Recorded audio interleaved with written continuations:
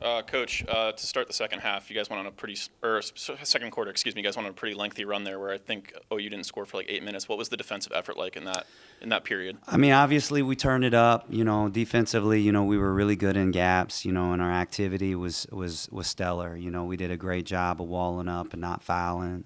Something that we've really talked a lot about.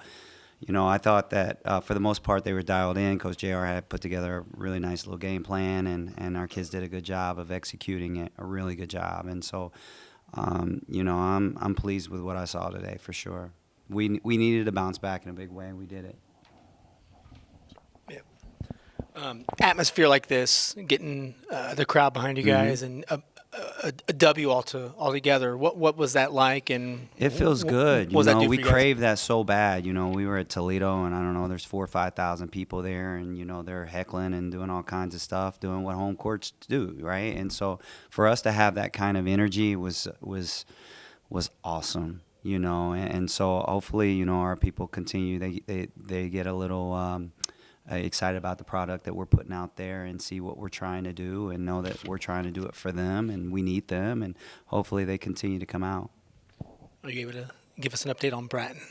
Yeah, so right now X-ray's negative. We're waiting on an MRI, probably at least a good little bruise or whatever.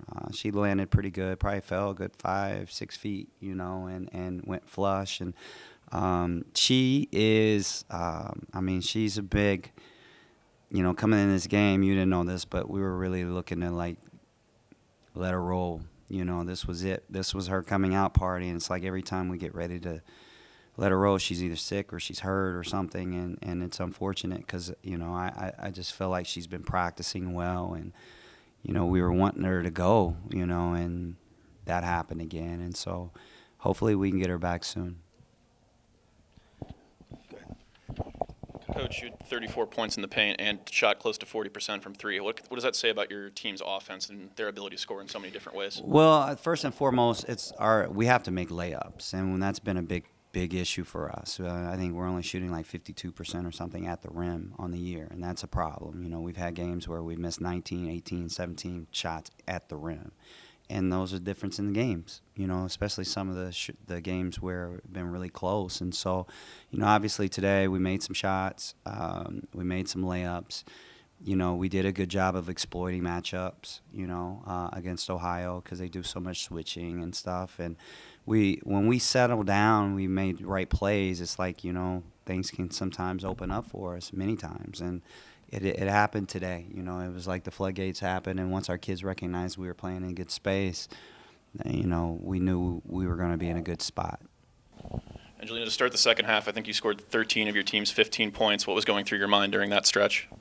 Going through that stretch, in halftime, our coach came in there and he put an emphasis on just coming out strong because we were coming out slow. So it's just, it don't matter if they're last, first, we want to still come out strong and do what we got to do. So if I had whoever was going to get it started, that's what I wanted to do. So if I could go out there and score 30, I was going to score 30. If I had to get someone else started, then that was what was going to happen, Can you talk about the atmosphere and what it was like to take care of business on a day like this?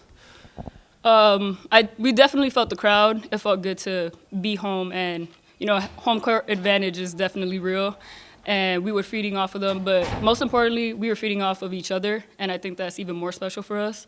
So, yeah. Can you kind of pinpoint what was working today? It seemed like you guys were in control from start to finish.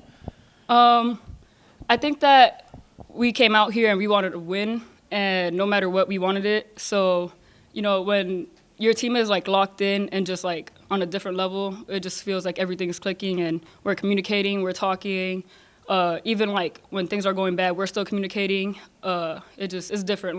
The vibe is different, and we're just pushing through everything. No matter if it's good or bad, we're gonna fight through it.